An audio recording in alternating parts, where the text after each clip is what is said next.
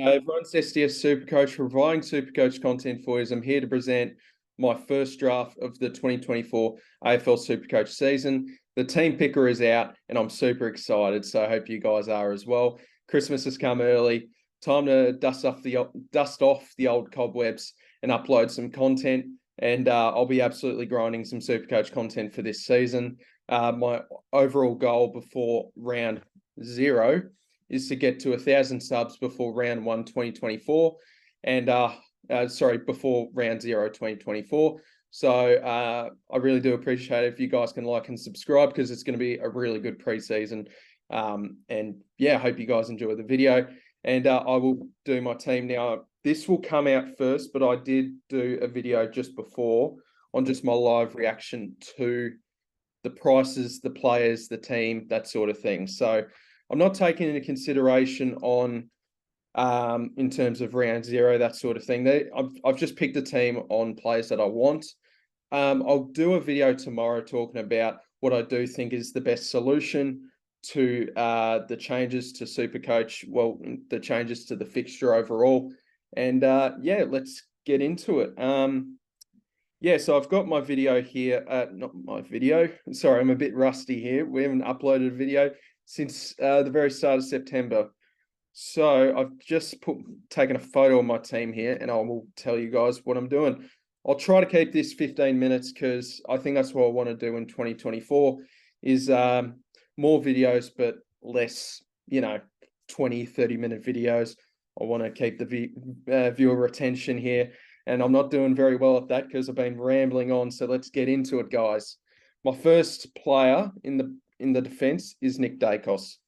I'm not fully sold on this pick. I'm going to have to give this a little bit more thought process here, but I've just picked him for the time being. I certainly want a top dog in defense, and easy way to get it out of the way is by picking Nick Dacos. He does have an early buy. I don't remember exactly what it is. And Collingwood have also got the opening round, so that sort of saga. But Nick Dacos, he might drop in price a bit here, just because he might also get the Finn McGuinness tag in round 4, but we'll see how we go. So I'm going Nick Dacos for now, and we'll see how we go. I might go Sicily just because I love the man so much, as you guys know. Hawk supporter, but I try not to put bias into picking my SuperCoach team here.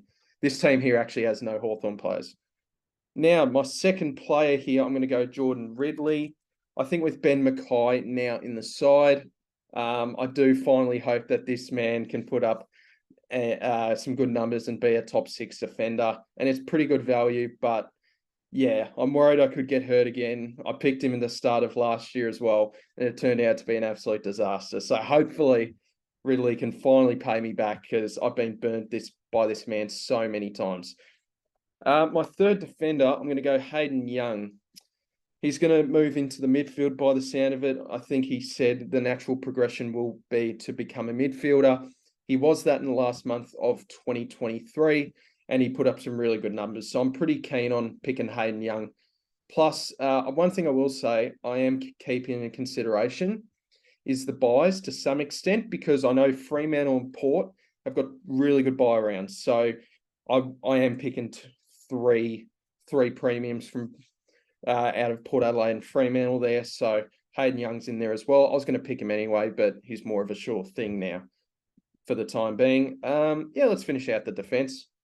Let's go with the ridiculously cheap Zach Williams at D4, because as I said in the video that I'm going to upload later today, I've got no idea how he's that cheap.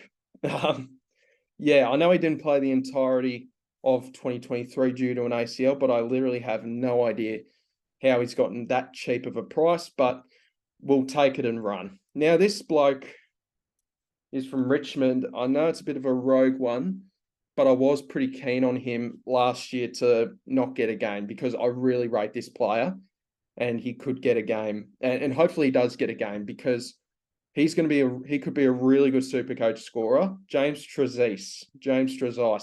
It's going to be more one of those picks where it depends on if he plays or if he gets picked in round 0. But he's had some really good VFL numbers heading into the mid-season draft. He got drafted in the mid-season last season, got one game and scored a 93. So This is my weird pottish rookie, whatever you want to call it, pick. But I really am pretty keen on James Trezise. Let me know.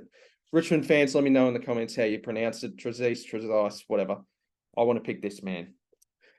Nick Caulfield, if he can have a fully healthy preseason, then I'm pretty keen on him because we know the talent's there. It's just he can't stay on the park. So he's just there for the time being. Hopefully he plays.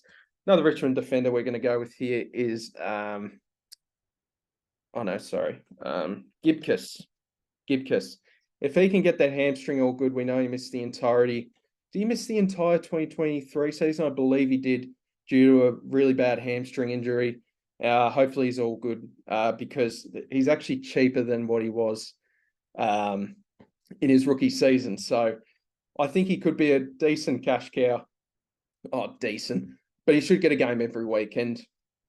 I want to emphasize that. I want to be picking players, even if it's a little bit overboard in terms of price, that they will play most games and not have the risk of being dropped. Because with round 0 and the early buys, I just want players that are playing, that sort of thing. And the last one's going to be Toby Pink from the North Melbourne Footy Club. 123k 900, just the standard base price. With Aiden Core going down during preseason with an injury, I think he's out for 6 to 8 weeks. I think Toby Pink is locked in to play North Melbourne's defence, and they didn't pick him up just for the VFL. I think they want him to play straight away. Super talented out of the Sandful. Used to be at Sydney and then got delisted. Has been on the list for a few years now. So I've gone him. So that's the defence. We'll go into the midfield. And one thing I'm going to try to do for this season is not pick any blokes above 660-ish K, because I have a little bit of PTSD with Rory Laird picking him. He scores a 50 round 1. And so I think I'd rather spend the money and have a few options to vice captain, the captain, that sort of thing. So with my first player, I'm going to go with Zach Butters in the midfield. I didn't own him for the entire of 2023, and I hated every week of it. I was going to grab him at round 5, round 6-ish, but I decided to go Darcy Parish instead because it's the safer pick. Ridiculous. What was I thinking? So we'll see how we go with Zach Butters. I think he could be. I'd be surprised if he's a bloke that has a decrease in quality. So I think Zach Butters, he's pure class. He's a gun. I'd love to finally own him in SuperCoach. I did in 2022, but he just wasn't as good. Last year, he was unreal. Just a mid this year for Zach Butters. Tom Green is my second pick. I just think, once again, he could reach another level. The Giants are an unbelievable team, and I'd love to ride through the bumps with a grin with Tom Green here. There are a couple of little hamstring issues, that sort of thing, but from what I've heard, he's fully flying so far in the preseason. So I'm super excited about that. He's just so good to watch, and I think he could be a sneaky Brownlow candidate for 2024. Andy Brayshaw, this is part of the reason.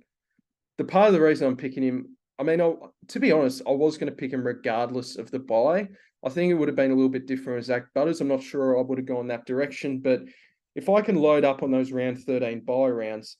So if you guys don't know what I'm talking about, the round 13 buy only has 2 teams, and the 2 teams have the buy in opening round. I think they're the best buys pretty comfortably. 4 teams, Fremantle and Port, and that's why I'm loading up on them for the time being. I don't think Brayshaw is as much of a tag target because I think from what we saw last year, it was actually Caleb Sarong that got more of a tag. Could run inside and outside Andy Brayshaw, and I just think he's a gun. Bit of a slower year, but very consistent last year, and I'd just love to have him in at 608k for that sort of consistency. And my last midfielder premium is Sam Walsh.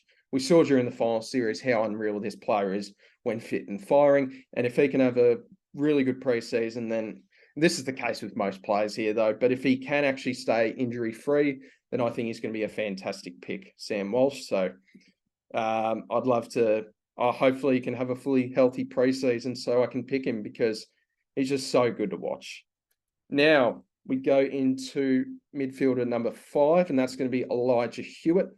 I think he will have more of an opportunity inside that midfield for the Eagles, with Shuey retiring, that sort of thing. So I think Hewitt, I'd need to see the preseason notes on him if he's playing full-time mid, but I actually do really like the sound of Elijah Hewitt in this team. And I know there's some really good mid-forward options around that 280 to 240 range. And I just want to, and I think I liked Hewitt the best. So I think he could have a really good season, hopefully.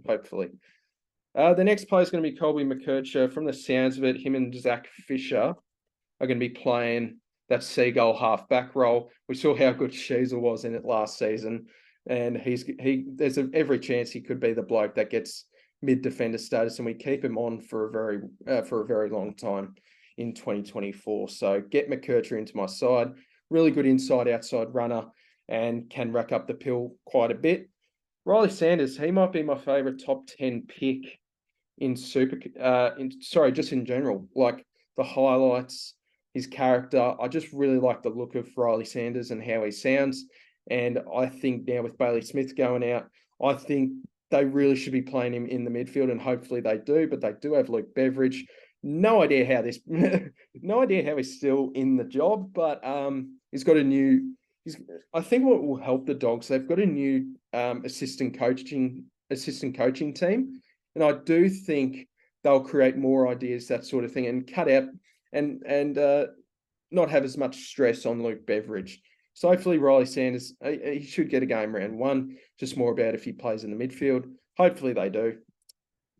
And my midfielder at number 8 is going to be Sean Manor, the 26-year-old gun from Werribee. In the grand final, he kicked 6 goals, like 27 touches in Werribee's loss to Gold Coast. But I think Sean Manor really is going to be a bloke that we can just play on field straight away. He will play straight away. I'm pretty confident on that. So I'm very happy to have him in the team. And then let's just go. Let's keep in mind here, like the rookies aren't exactly like, we don't have to stress ourselves on which certain rookie we're picking in bloody December. But these, in just my opinion, roughly who I think are giving themselves a good chance early days. So we'll quickly run through this. It doesn't truly matter, but Jai Clark could get more of a run with a few retirees at Geelong. No, they didn't have many retirees, but he was a bit injury prone last year, so hopefully he can get a run on the park. He played 1 game as a sub against Richmond, I believe, back in round 9. Jackson Binns from Carlton, I think he could be a bloke that certainly gets more of a run. Probably should have gotten a game last year, but never did. So hopefully Binns can play more in 2024. And then I'm hearing some good things about Dominic. How do you spell it? Bedendo? Yep, Dominic Bedendo from the Western Bulldogs. He could be, like, we've had some really good success with these Western Bulldogs rookies in the past. I think he could be that next sort of Anthony Scott, Lockie McNeil, that sort of thing. So I think keep an eye on Dominic Bedendo. I think he will do really well and get more of a game time next year. In the rucks, this is pretty interesting. I'm going to go with Rowan Marshall.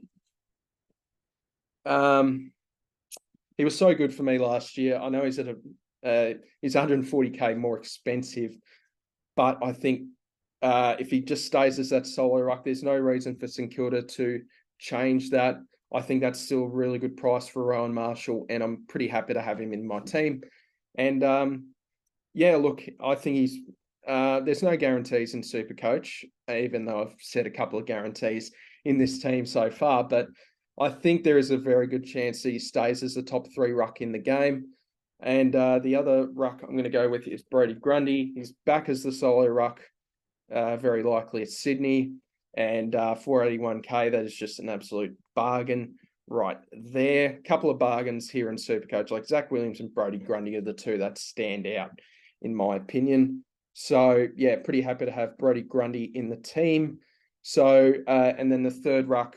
So for me, I want to pick a ruck. I don't really want to pick a loop player for 2024. I want to be picking a bloke that is just going to be playing. Like, So Jordan Sweet is one, but then also we have Toby Conway, who's really the future of Geelong's ruck stocks there. They do have a couple of good rucks, but Toby Conway only played one game, but he did look pretty good.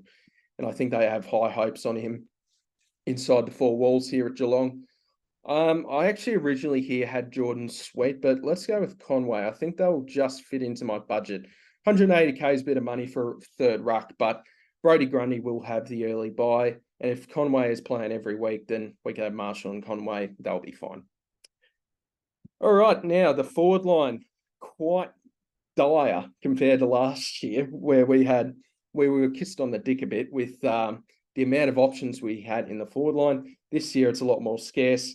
And fair to say, let's go with the most boring pick in Jack Macrae. Nothing flashy about this pick. Bailey Smith going down means there's a chance he can keep that midfield role.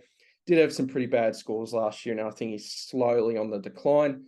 But with how dire the forward line is in 2024, I think even with DPP, Macrae could and should stay as a top 6 forward in 2024.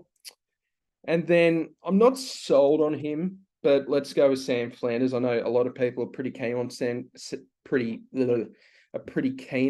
Flanders. I'm not sold on him, just being this bloke that will stay in the midfield, but because Tuke Miller, let's remember Tuke Miller missed a lot of 2023, and they kept Flanders in the midfield for the second half of the season, and thank God we've got an option like Flanders here. I guess he's too good to not play in the midfield, but he might be sort of that bloke where he's sort of the fourth tier midfielder. You got Anderson, you got Rowell, you got Tuke, that sort of thing. So I think he's probably the fourth best midfielder, and he might rotate and play half forward at times, play in the guts at times, that sort of thing. So I don't think he's going to do as well as people think, but I do think he is still a pretty good option at under 500k. And then finally, I'm going to go with Taylor Adams from Sydney. Where is he? There he is. Taylor Adams, I know he's 30, a little bit more injury prone, but with Callum Mills out for, from what it seems to be, out for most of next season, Taylor Adams sort of came in. He wants to leave Collingwood, get a bit more midfield time. He was a bit disappointed that he didn't get picked in the grand final team, even though he injured his hammy. So I don't know what he's thinking there, but everyone feels differently about certain situations, and I think Taylor Adams did there. That's why he moved to Sydney, and I think they've recruited him to be a full-time mid while Callum Mills is out, and I like the sound of that. If he has a fully healthy preseason, that's the key though. If he has a fully healthy preseason, then I would like to pick him. And yeah, I just think there is potential there for early days for him to be a really good option. He's probably going to be a bloke where he doesn't stay the whole season in my team, but he could be just an instant scorer until probably gets hurt or moves in onto half forward or something. Then I'm going to go Zach Fisher here. As I mentioned, like we saw how good North Melbourne Seagull players are. I think Zach Fisher is going to be I think he is training off the halfback along with McCurchin. I think those two are going to be the new Hall and Zeeble and Sheasel, that sort of thing. So pretty keen to get Zach Fisher in my team. And I think, I'm pretty sure he's playing halfback. There's a chance he could be doing better than Taylor Adams. I don't know, but I think at 378, if he's playing that halfback Seagull role, then I'm pretty keen to get him into my team. I feel like I'm saying that so much. I do apologise. Jack Billings is one. Don't really know why. Maybe because he's on a new team, new opportunity. But at 243k, it's worth a shout. I think he's had good scoring history in the past. Also playing for a better team, even though the Melbourne Football Club at the minute's a bit up in flames with what's going on. So, and we'll have to see if he's actually best 23. But yeah, we'll see how we go with Jack Billings. I don't know why I keep saying how we go with Jack Billings. It's literally December. I'm really rusty at the minute, like haven't uploaded a video in 4 months.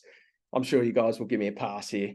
And then, of course, probably the most hyped up prospect I've ever heard. Harley Reid, pick 1 to the Eagles, and he's going to be my F6 for the time being. I think I don't think he's going to be a massive cash cow. I think most people are picking him for the name, but it's a bit hard not to pick him. He's going to play every week. Half forward, some stints in the midfield. I think players like McKercher.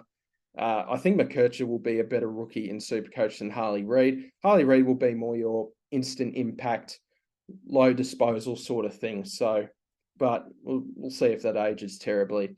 Last couple of players here. Darcy Wilson making a great impression at St Kilda. Could be a winger at 130k.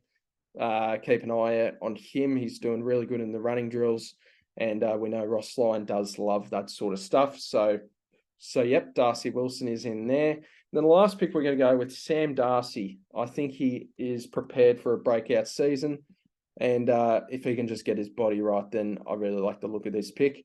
The other option could be Aaron Cadman at 127,000 that I'm also considering. So this is my team. Yeah, so I've done 2 videos, so a bit knackered with that. Yeah, so thank you guys very much for watching. Let me know what you guys think on the team. And let me know if you guys have any questions down below. Then I'll in the comments, then I'll happily answer that. And I'll see you guys in the next video. 2024, we're back. Big preseason coming up for everyone. And yeah, I hope you guys enjoyed the video, and I'll see you guys in the next video. Said video 3 times in 5 seconds. That's all right. See you guys. Have a good one. Bye.